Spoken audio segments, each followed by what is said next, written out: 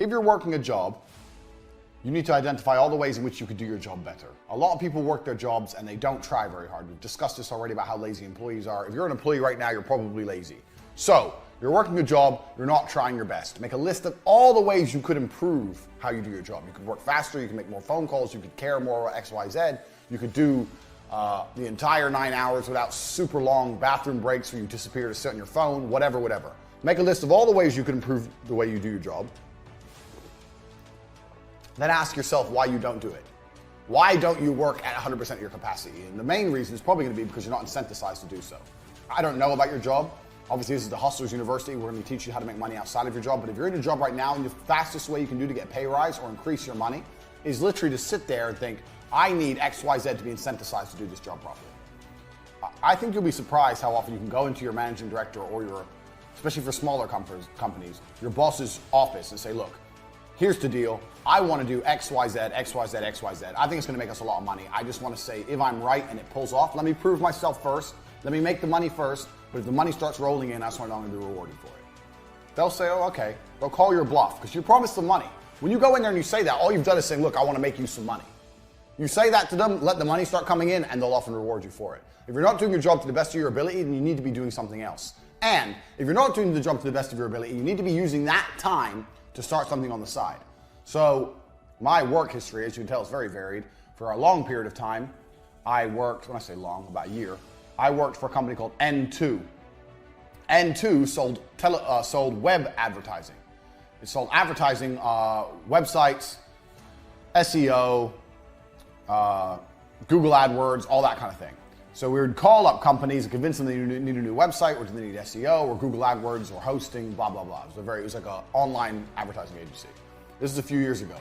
At the same time I was working there, this is the company when I read Wikipedia three days a week. At the same time I was working there, I was pissed off that I wasn't a business owner anymore. I kept remembering T2 and all the mistakes I made at T2, and I wanted to start a television advertising agency again, but I couldn't afford to quit this job, and I also knew that it was going to be very, very hard to sell television advertising like I did a few years before, because this was, when I was selling it before, was just before the big credit crunch. Remember that? Now we're in the height of the credit crunch, so it's going to be very difficult to get money out of people. So I decided to start a company anyway. I started a television advertising company called Vixels. I looked at the word pixels, I changed the P to a D. Doesn't make any sense. Vixels television advertising, and what I would do is, my brother would pitch television from home, and I would still work my normal job, and in between not doing any work in my normal job, I'd provide leads and fulfill leads, etc., etc. So not only am I working a normal job, I had another company on the side at the same time. And what was good about this is if I went to a company to give them a website and it was a particularly big company and a company I think could afford TV, then I'd pitch them for Vixels on the side, or tell Tristan to call them and pitch them. So simultaneously as doing my job, I was running another company. Now Vixels never really took off. I landed 3 or 4 deals. I maybe did 200-300 grand, which isn't a lot of money to me now, but 200 or 300 grand is a lot of money to most people in a year of a company. So instead of just sitting at my job doing absolutely nothing, I was doing a lot of nothing. I was reading Wikipedia, but I was also doing as much as I could for my own company on the side. So if you have a job right now, don't quit your job. People say to me all the time, oh, I need to quit my job. No, you don't. You don't need to quit your job. I guarantee there's enough time in the day for you to work your job and work your side hustle. Guaranteed, because you're lazy and you don't do shit at your job anyway. You have all the time you need to continue with your job, get your side hustle rolling. When your hustle's rolling and you know the money's coming in, then quit. You don't need to quit your job at the same time. So people say it to me all the time, well, should I quit my job? And the answer is often no. You don't need to quit your job until you've been through and you've sorted out all the things you've already been over so far in this university. Is money coming in?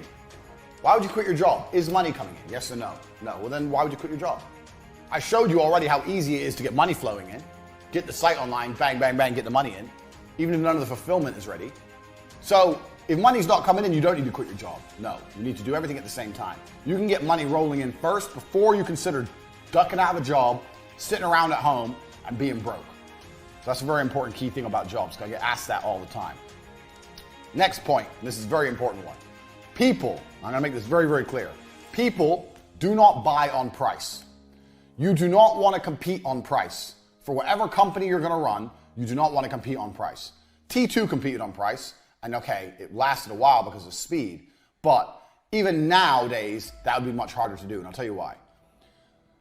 The people who compete on price are going to beat you.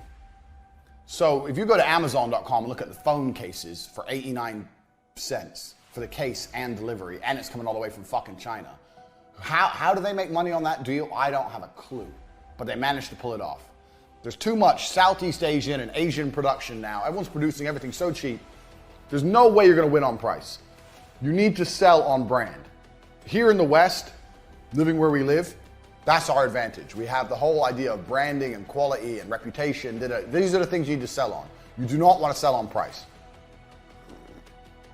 You don't want to price people out of the market. But when you're sitting there looking at your prices, you don't want to sit there and go, well, you know, I want to make it really affordable. I really have never experienced that. So you've joined my university. This is, I don't know if you joined at half price for $9.99 or you joined at the full price, whatever. I could have done this cheaper, but why would I do it cheaper? This is the value. The value here is everything I'm saying. This is how much it should cost.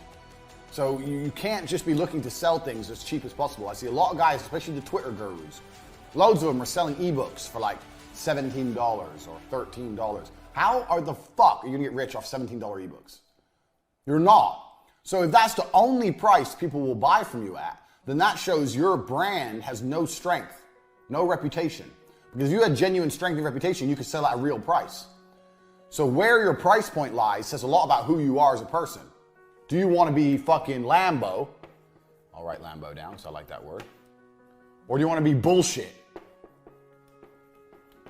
This is where all the ebooks, the little ebooks are. This is where I am. Why can I sell more than them? Why can I sell for a much higher margin, a much higher price? Because I have a reputation and I provide a better quality product. So when you're looking for whatever you're going to do, whatever you're going to launch, when you start putting prices out there, if you put it up high and you're not selling, and you find yourself really reducing the price to try and get sales, that says a lot about who your reputation is, and you need to do some reputation management.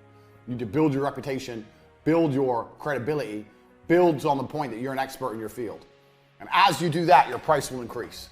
That is the easiest way to make more money, because there's only a certain amount of customers in the world. Let's say there's only 100 incels who are going to buy a book about how to fuck today.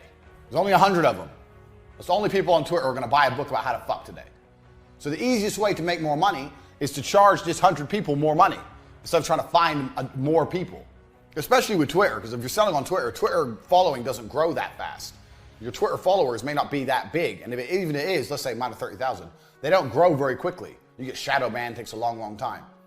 So you only have a certain amount of potential customers, so you want each one to spend as much money as possible. This is the reality of the game.